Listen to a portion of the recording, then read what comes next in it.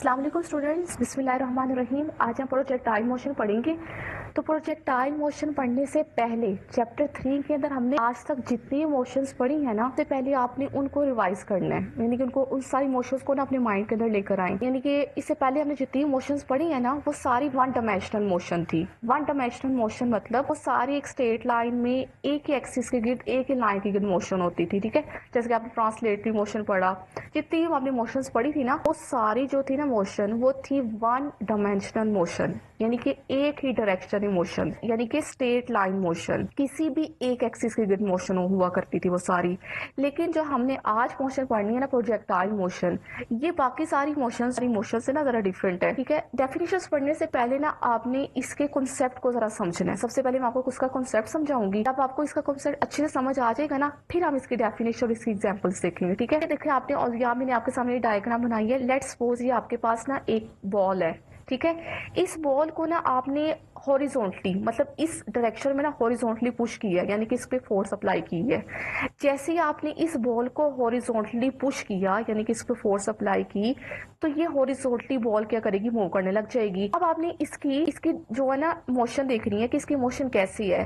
अच्छा देखा, जब ये बॉल को जब आप पुश करोगे ना, तो ये बॉल जो है हॉरिजॉन्टली मूव करने लग जाएगी। और जब आप देखोगे इस बॉल, यानी कि देखिए ये बॉल है ना, ये हॉरिजॉन्टली मूव करेगी। आप ये देखना है कि it cover equal distance in equal interval of time. इस यानी कि इक्वल टाइम में ना इक्वल डिस्टेंस इसने कवर की है। यानी कि जो बॉल को जैसे आपने हॉरिजॉन्टल मोशन में मूव करवाया, ये वन डायमेंशनल मोशन है। ठीक है, तो ये हॉरिजॉन्टली जो है, यानी कि एक्स एक्सिस के ना अलोंग मूव कर रही है। अब आपने देखना है कि अगर ये बॉल जो है, ये इक्वल डिस्टेंस जो है ट्रेवल करेगी in equal interval of time, तो इसका क्या होगा, इसकी वेलोसिटी क्या होगी, इसकी वेलोसिटी कांस्टेंट होगी। आपको पता है ना, अगर आपके पास वेलोसिटी में चेंजिंग ना आ रही हो, तो हम उसको कहते हैं कांस्टेंट वेलोसिटी। तो आपने देखा है, देखिए हर इसे नहीं, का हर इंटरवल में इसका जो है सेम इसने जो है ट्रेवल की है। यानी कि यहाँ से लेकर यहाँ तक बॉल का डिस्टेंस, यहाँ से लेकर यहाँ तक बॉल का डिस्टेंस जो है वो इक्वल है। यानी कि ये जो बॉल है, ये कांस्टेंट वेलोसिटी के साथ मूव कर रही है। और अगर कांस्टेंट वेलोसिटी के साथ मूव कर रही है, तो हम कह सकते हैं कि जिसकी स्पीड है वो क्या है, कांस्टेंट है। इसकी स्पीड जो है वो कांस्टेंट है। और आपको पता है कि जब भी किसी ऑब्जेक्ट की स्पीड कांस्टेंट हो, तो उसके अंदर एक्सेलरेशन क्या होता है, जीरो होता है। ये आपने दो बातें याद रखनी है। अब आपके माइंड में ये क्वेश्चन आ सकता है कि ये बॉल को जब आप हॉरिजॉन्टली, इसको जब आपने पुश किया है या हॉरिजॉन्टली इस पर फोर्स अप्लाई किया है, तो ये क्यों हॉरिजॉन्टली, यानी कि इसी डायरेक्शन में मूव कर रही है। आपने याद रखना है कि according to the Newton first law of motion, आपने फर्स्ट लॉ, न्यूटन का फर्स्ट लॉ पढ़ा था। हमने क्या पढ़ा था, हमने पढ़ा था कि अगर एक बॉडी जो है उसको आप यूनिफॉर्मली मूव करती है, तो वो यूनिफॉर्मली मूव ही करती रहेगी, या अगर वो रेस्ट में है तो वो रेस्ट में रहेगी। इसको आपने कहा था, हमने आपको पता है ना कि न्यूटन के फर्स्ट लॉ को लॉ ऑफ इनर्शिया भी कहती हैं। तो अगर आपसे कोई पूछे कि ये बॉल जो है ये हॉरिजॉन्टली क्यों मूव कर रही है, तो आपने कहना है ड्यू टू द इनर्शिया। यानी कि इस बॉल की जो हॉरिजॉन्टल मोशन है ना, वो आपके पास ड्यू टू इनर्शिया है। ये आपने याद रखना है। यानी कि आपने याद रखना है कि जब कोई ऑब्जेक्ट, जब कोई बॉल हॉरिजॉन्टली मूव कर रहा होता है ना, तो हॉरिजॉन्टली मोशन में, यानी कि हॉरिजॉन्टली वन डायमेंशनल मोशन में, उसकी जो वेलोसिटी है यानी स्पीड है वो कांस्टेंट है, और उसका एक्सेलरेशन जीरो है। और अगर उसका एक्सेलरेशन जीरो है और उसकी स्पीड कांस्टेंट है, तो ये क्यों है, क्योंकि जो बॉल है या जो ऑब्जेक्ट है, ड्यू टू इनर्शिया जो है वो उसकी हॉरिजॉन्टल मोशन होगी। ये था आपके पास पहला कॉन्सेप्ट। ठीक है, अब वो सेम बॉल है, अब आप उसको हॉरिजॉन्टली नहीं बल्कि आप उसको वर्टिकल मूव करवाते हो, मतलब अपवर्ड। वर्टिकली मतलब अपवर्ड। जब आप उस बॉल को अपवर्ड मूव करवाएंगे ना, तो क्या होगा, स्टार्ट में तो उसकी जो है स्पीड या वेलोसिटी जो है वो ज्यादा होगी, लेकिन जैसे जैसे बॉल ऊपर जाती रहेगी उसकी स्पीड कम होती जाएगी। मैं आपसे पूछूंगी कि इसकी जो, जब ये बॉल को जब आप ऊपर अपवर्ड थ्रो करते हो, तो इसकी जो है स्पीड वो कम क्यों होती है, तो आप सबको पता होगा ड्यू टू ग्रेविटी। क्योंकि स्टार्ट में ग्रेविटी की जो फोर्स होती है वो ज्यादा होती है, वो ज्यादा अपनी तरफ उसको अट्रैक्ट कर रही होती है, ज्यादा उसको तरफ अपनी तरफ उसको खींच रही होती है। लेकिन जैसे जैसे ऑब्जेक्ट जो ऊपर जा ही जा रहा होता है, तो उसकी जो ग्रेविटी की फोर्स है वो कम हो जाती है ना। तो ये होता है ना, यानी कि आपने देखना है कि जब हमने एक बॉल को या किसी भी ऑब्जेक्ट को वर्टिकली अपवर्ड फेंका, तो क्या करेगी वो, it cover unequal distance in equal interval of time. वो जो है वो अनइक्वल डिस्टेंस, यानी कि स्टार्ट में तो उसकी ज्यादा होगी, फिर कम हो जाएगी, कम हो जाएगी, और लास्ट में एक पॉइंट एक ऐसा आएगा फाइनल पॉइंट यानी कि जब उसकी हाईएस्ट पीक पे जहाँ पे उसकी वेलोसिटी 0 हो जाएगी, आपको पता है ना, जहाँ पे इसकी हाईएस्ट पॉइंट पे इसकी वेलोसिटी 0 हो जाएगी, जहाँ पे वो मिली सेकंड के लिए जो है कोई ऑब्जेक्ट है या वॉल है वो रुकती है, रुक कर फिर वो वापस नीचे आती है ना। तो आपने याद रखना है जब आप किसी भी ऑब्जेक्ट को वर्टिकली अपवर्ड थ्रो करवाओगे ना तो it cover unequal distance in equal interval of time. अब आपके ज़हन में ये बात आ सकती है कि जो बॉल है वो वर्टिकल क्यों मूव करती जाएगी, ड्यू टू ग्रेविटी। अगर उसकी यानी कि आपने याद रखना है कि वर्टिकली बॉल की जो स्पीड है वो कांस्टेंट नहीं है, वेरिएबल है। और अगर वेरिएबल है तो क्यों वेरिएबल है, due to gravitation acceleration. Vertically जो है आपके पास ग्रेविटेशन एक्सेलरेशन है, आपने ना इन दोनों में ऑब्जर्व करना है कि आपने देखना है कि हॉरिजॉन्टल मोशन में आपके पास एक्सेलरेशन 0 होता है, जबकि वर्टिकल मोशन में आपके पास जो एक्सेलरेशन होता है वो ग्रेविटेशन एक्सेलरेशन होता है। ये दोनों बातें आपने याद रखनी है प्रोजेक्टाइल मोशन में, ठीक है। और आपने याद रखना है हम जो प्रोजेक्टाइल मोशन ले रहे हैं ना, प्रोजेक्टाइल मोशन में आपके पास आपने एयर रेजिस्टेंस को और सरफेस फ्रिक्शन को हमेशा इग्नोर करना है, ठीक है। ये आपने बात याद रखनी है। अब मैं पढ़ती हूँ इसकी डेफिनेशन। अब जब आपको इस दो जो मैं आपके सामने वर्टिकल मोशन और हॉरिजॉन्टल मोशन जो बताई है ना, अब आपको डेफिनेशन की अच्छे से समझ आएगी। मैं डेफिनेशन पढ़ती हूँ। प्रोजेक्टाइल मोशन के आपके पास डेफिनेशन है, two dimensional motion under a constant acceleration due to gravity and inertia is called projectile motion. आपके पास प्रोजेक्टाइल मोशन जो है वो टू डायमेंशनल होती है, मतलब at a time same time में एक ऑब्जेक्ट जो है वो टू डायमेंशनली जो है मूव कर रहा होता है, यानी कि वर्टिकल और horizontal. Also one dimensional vertical motion और वन डायमेंशनल हॉरिजॉन्टल मोशन की समझ आ गई होगी। याद रखना है कि आपके पास जो प्रोजेक्टाइल मोशन है ना, projectile motion is an example of to dimensional motion. आपके पास अगर कोई ऑब्जेक्ट टू डायमेंशनल में मूव कर रहा हो ना तो आपके पास सबसे अच्छी एग्जाम्पल है प्रोजेक्टाइल मोशन। अब इस एग्जाम्पल पढ़ लेते हैं। इसकी एग्जाम्पल है when a football is kicked at some angle. जब आप किसी फुटबॉल को किक करते हो किसी भी एंगल पर तो आपके पास वो एक प्रोजेक्टाइल मोशन जो है वो कर रहा होता है। और missiles fire from a launching pad, तो आपके पास ये जो मिसाइल्स जब आप किसी भी मिसाइल को फायर करती हो तो जो मिसाइल जो पाथ आपके सामने बनाती है वो प्रोजेक्टाइल मोशन को फायर करती है, ठीक है। और ये आपके पास एक और एग्जांपल है, an object thrown from a certain height. अगर आप किसी ऑब्जेक्ट को किसी सर्टेन हाइट पर हॉरिजॉन्टली जो उसको थ्रो करवाती है तो वो भी आपके पास एक प्रोजेक्टाइल मोशन जो है वो बनाती है, ठीक है। अब मैं बताया था ना, आपने प्रोजेक्टाइल मोशन में आपने हमेशा याद रखना है कि आपने एयर फ्रिक्शन को और सरफेस फ्रिक्शन को जो है वो इग्नोर करना, यानी कि इसको हम निगलेक्ट कर देती हैं। अब आपके पास यहाँ पे आती है ट्राइजेक्टरी। ट्राइजेक्टरी आपके पास क्या है, इसकी डेफिनेशन पढ़ ले। Path followed by the projectile is called its trajectory. एक प्रोजेक्टाइल जिस पाथ को फॉलो करती है ना उस पाथ को हम कहते हैं ट्राइजेक्टरी। लेट्स सपोज कि आपके पास ये जो है ना, ये सारा जो एक पाथ है, ये पाथ जो है ये एक प्रोजेक्टाइल मोशन का पाथ है, तो इस पाथ को हम कहते हैं ट्राइजेक्टरी। और ये जो शेप बना रही है ना, इस शेप को कहते हैं parabolic, which is parabolic in shape, यानी कि शेप में ये पैराबोलिक होती है और इस पाथ को कहते हैं ट्राइजेक्टरी। ये आपके पास अब ना इसके अंदर ना आपने जब आपने ये पढ़ना है ना तो इसका जो आगे बुक के ऊपर जो फर्स्ट पैराग्राफ लिखा हुआ है ना, आपने इसको एज इट इज जो है वो याद कर लेना है, जो चीज़ें मैंने आपको बताई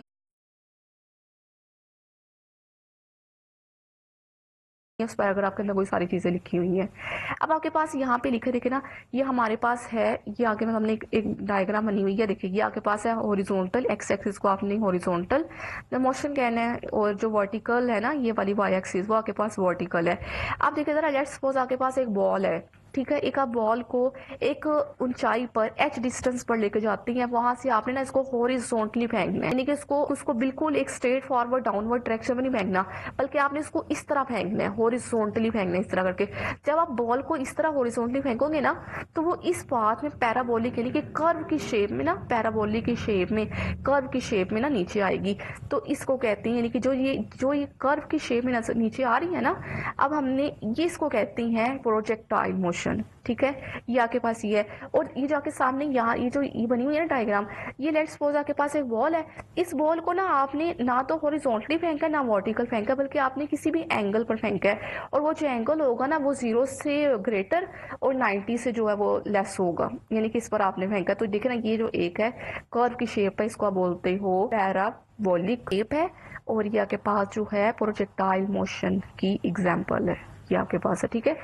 अब हमने पढ़ना है इसका फर्स्ट केस है हमारे पास when a ball is thrown horizontally. जब आप एक बॉल लिया आपने उस बॉल को ऐसे हॉरिजॉन्टली फेंका, ये आपके पास उसकी शेप है, ठीक है। अब देखिए जरा, सबसे पहले हमने क्या करना है, जो मैंने आपको स्टार्ट पे जो आपको समझाया था ना, यहाँ पे वो ही सारा कॉन्सेप्ट लग रहा है, ठीक है। हॉरिजॉन्टल मोशन हम देखते हैं क्या है और उसकी वर्टिकल मोशन क्या है। अच्छा स्टूडेंट्स, आपने ना इन दोनों में ज़रा थोड़ा सा ना गौर करना है कि आपके पास ये जब आपने एक बॉल को अपवर्ड ऊपर से ना, यानी कि ना एक हाइट पर, एक स्पेसिफिक हाइट पर बॉल को लेकर के फिर आपने जब वहाँ से इसको नीचे फेंका ना, हॉरिजॉन्टली जब बॉल को आप फेंकते हो, मतलब इस तरह करके जब बॉल को फेंकते हो ना, इस तरह करके हॉरिजॉन्टली, तो वो जो बॉल जो पाथ ऑक्यूपाई करती है वो आपके पास, यानी कि जो उसकी मोशन होती है वो प्रोजेक्टाइल मोशन होती है, ठीक है। और ये जो आपके पास ये वाला जो बना हुआ है ना, ये वाली जो इस पर लिखा हुआ है, ये आपके पास है एक बॉल को ना आप जो है किसी एंगल पर थ्रो कराते हो, मतलब ना तो हॉरिजॉन्टली आपने उसको बॉल को थ्रो कराया ना ही वर्टिकल, बल्कि आपने किसी एंगल पर फेंका है। वो एंगल जो है ना वो 0 से बड़ा है और 90 से कम है, यानी कि इस तरह आपने किसी भी ना एंगल पर बॉल को थ्रो कराया। जब आपने एक बॉल को हॉरिजॉन्टली फेंका ना ऐसे आपने, तो ये आपके पास है पैराबोला, ठीक है। अब ये देखिए दोनों वाला क्या फर्क है, पहले वाली यानी कि आपके पास जो यहाँ से लेकर जो यहाँ तक है, ये वाला और ये वाला सेम है ना, तो ये इसका हाफ है, ठीक है। और ये वाला जो है ना ये है इसका, यानी कि दोनों का मिला के डबल है।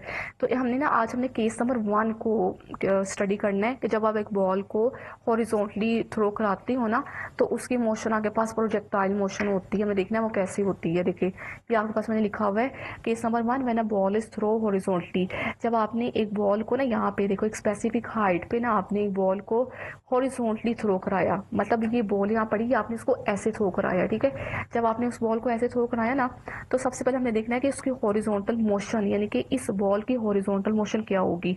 अब कहना है we have ignore air friction. Horizontal जो है ना बॉल पर जो होती है वो फ्रिक्शन, एयर फ्रिक्शन हो सकती है, तो हमने एयर फ्रिक्शन को ना इग्नोर कर दिया है। अब हमने देखना है कि इनिशियली जो ऑब्जेक्ट है वो उसकी हॉरिजॉन्टल, यानी कि इस ऑब्जेक्ट की या बॉडी की या बॉल की जो हॉरिजॉन्टली जो है ना स्पीड आगे बढ़ने की वो कांस्टेंट है। देखिए जरा, जैसे ये बॉल आगे बढ़ी ना हॉरिजॉन्टली, यहाँ पे जितना उसने किया यहाँ भी उतना, यहाँ पे भी उतना, यहाँ भी उतना, यानी कि ना ये हॉरिजॉन्टली जो स्पीड, यानी कि जो डिस्टेंस आप कह रहे जो इसकी स्पीड है ना वो कांस्टेंट है, यानी कि ये बराबर जो है ना वो डिस्टेंस कवर कर रही है, यानी कि इसकी स्पीड जो है ना वो कांस्टेंट है। देखिए v1x, ये v इनिशियल x है, यानी कि v हॉरिजॉन्टल वेलोसिटी है, ठीक है। ये तो आपके पास देखेंगे vx, यानी कि हॉरिजॉन्टली बॉल की जो स्पीड है वो बराबर कवर कर रही है, बराबर की है, कांस्टेंट है। मैं इसकी टोटल स्पीड नहीं कह रही, मैं कह रही हॉरिजॉन्टली बॉडी की, यानी बॉल की आगे जाने की जो स्पीड है ना, यहाँ पे बॉल की जो आगे जाने की स्पीड है ना वो कांस्टेंट है, मतलब बराबर है वो। तो अगर वो बराबर है, यानी कि कांस्टेंट हॉरिजॉन्टल वेलोसिटी है, तो एक्सेलरेशन क्या होगा, 0 होगा। यहाँ से मतलब जो हमने फर्स्ट पे आपको समझाई है ना बात, ये बॉल की, यानी कि इस बॉल की जो आपके पास है स्पीड है वो कांस्टेंट है, अगर स्पीड 0 होगी तो, सॉरी स्पीड कांस्टेंट होगी तो एक्सेलरेशन क्या होगा, 0। ये वो चीज़ यहाँ पे है, यानी कि बॉल की हॉरिजॉन्टल जो वेलोसिटी है वो कांस्टेंट है, और अगर बॉल की हॉरिजॉन्टल वेलोसिटी कांस्टेंट है तो एक्सेलरेशन क्या होगा, 0। हम देखते हैं वर्टिकली जो है वो वेलोसिटी क्या होगी, एक्सेलरेशन क्या होगी। अब देखिए यहाँ पे आपने ना बॉल को हॉरिजॉन्टली फेंका है, ठीक है। इनिशियली ऑब्जेक्ट की नीचे आने की जो स्पीड है वो क्या है, कोई स्पीड नहीं है, नीचे तो नहीं ना वो फौरन से आएगा। तो अगर देखे ना वो फौरन से नीचे नहीं आ रहा, बल्कि वो थोड़ा सा आगे मूव होगा, फिर वो ग्रेजुअली आहिस्ता आहिस्ता नीचे आएगा। तो अगर स्टार्ट में तो उसकी स्पीड ही नहीं है, इनिशियल वर्टिकल वेलोसिटी जो बॉल की वो क्या होगी, 0, ठीक है। और इसकी यानी कि इस पे जो वर्टिकली हमने पढ़ा कि जो बॉल नीचे आ रही है उस पर ग्रेविटेशनल जो एक्सेलरेशन है वो एक्ट कर रहा है। तो अगर ग्रेविटेशन एक्सेलरेशन एक्ट कर रहा है तो उस पर एक्सेलरेशन क्या होगा, ग्रेविटेशन एक्सेलरेशन, ठीक है। ये आपने 2 बातें याद रखनी है। अब हमने ये फाइंड करना है कि हॉरिजॉन्टल डिस्टेंस ये है और वर्टिकल डिस्टेंस वाई एक्सिस में है, वर्टिकल डिस्टेंस वाई एक्सिस में है, यानी कि वर्टिकल डिस्टेंस जो है वो बॉल जो है वो कहाँ कितना नीचे आके गिरेगी, कितनी हाइट से नीचे आके गिरेगी, पर हम फाइंड करना है हमने। फिर हमने करना है इसका हॉरिजॉन्टल डिस्टेंस, यानी कि एक्स मतलब बॉल कहाँ पे जाके गिरेगी, यानी कि with respect to X axis वो कहाँ पे जाके गिरेगी, हमने ये फाइंड करना है, ठीक है। अब हमें पता है हम सबसे पहले हॉरिजॉन्टल डिस्टेंस यानी कि एक्स फाइंड करते हैं एक्स एक्सिस पर। ऊपर। हमें पता है एक हमारे पास डिस्टेंस का फार्मूला क्या होता है। मैं आपसे बोलूँगी मुझे डिस्टेंस का फार्मूला बताएं तो आपको पता है कि डिस्टेंस जो है वो आपके पास बराबर होता है s इज इक्वल होता है VIT प्लस 1/2 AT का स्क्वायर, ये होता है ना। तो देखिए ज़रा हमारे पास x एक्सिस के अलोंग है ना, तो आपने इधर भी x कर लिख देना है, यानी कि आपके पास डिस्टेंस भी x है, वेलोसिटी भी x एक्सिस के अलोंग है और एक्सेलरेशन भी x एक्सिस के अलोंग है। और आपके पास जब ये सारी जो है यानी कि यहाँ पे भी है ना x एक्सिस, यहाँ पे वेलोसिटी के साथ भी एक्सेलरेशन के साथ भी x एक्सिस आएगा। आपको पता है हमने पढ़ा है कि आपके पास हॉरिजॉन्टल एक्सेलरेशन जो है वो 0 होता है, यानी कि मैं ax की जगह पुट कर देती हैं प्लस 1/2 जो है ax की जगह 0 और t का स्क्वायर, और आपके पास v1 यानी कि v initial velocity, v initial x axis के लॉन्ग जो वेलोसिटी है वो आपके पास हॉरिजॉन्टल डिस्टेंस कितना कवर किया है, ये हॉरिजॉन्टल जो है वो x है, ठीक है। आपने x लिख देना यहाँ पे। x आपके पास क्या आ जाएगा, देखे ना, ये जिससे मर्जी मल्टीप्लाई करो 0 हो जाएगा ना, ये सारी टर्म 0 हो जाएगी। तो आपके पास आ जाएगा VIXT प्लस 0, तो आपके पास x क्या आ जाएगा VIXT, ये आपके पास आ गया हॉरिजॉन्टल डिस्टेंस, अब ठीक है VIXT आ गया। यानी कि जब आप जो हॉरिजॉन्टल इनिशियल वेलोसिटी को टाइम के साथ मल्टीप्लाई करोगे तो आपके पास हॉरिजॉन्टल डिस्टेंस आ जाएगा। अब हम देखते हैं वर्टिकल डिस्टेंस, हमने यानी कि ये वर्टिकल डिस्टेंस फाइंड करना, ये कितना जो है बॉडी ट्रैवल करेगी। तो हमें पता है कि हमने ये वर्टिकल कर रहे हैं ना, तो y डाल देंगे, यानी कि SY VIYT प्लस 1/2 AYT का स्क्वायर। तो देखिए हमने पढ़ा VIY जो था इनिशियल वर्टिकल वेलोसिटी का थी 0, आपने इसकी जगह 0 पुट कर देना प्लस 1/2, और AY हमारे पास क्या था, AY जो था वो हमारे पास था G, यानी कि ग्रेविटेशनल एक्सेलरेशन, आप इसकी जगह G पुट कर देना T का स्क्वायर। तो आपके पास जो है वर्टिकल डिस्टेंस जो है Y जो इक्वल आ जाएगा 1/2 GT का स्क्वायर। ये आपके पास है, आपने हॉरिजॉन्टल डिस्टेंस और वर्टिकल डिस्टेंस फाइंड कर लिया।